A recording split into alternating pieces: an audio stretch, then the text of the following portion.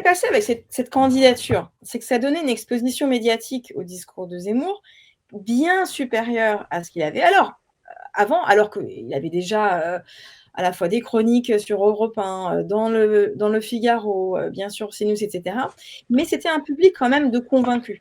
Là, avec le jeu, de la présidentielle où il faut donner le même temps de parole à tout le monde, en fait, des médias totalement traditionnels, même les médias publics, ont été obligés, en fait, de faire une part significative de leur couverture médiatique à un parti vraiment extrémiste, extrêmement violent,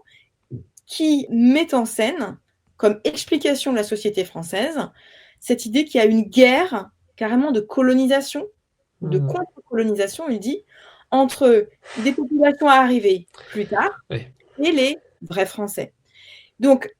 cette idée même de colonisation avec toutes les peurs que ça peut susciter, l'aura extrêmement violente qui est associée à ce mot, ne peut que créer des divisions où,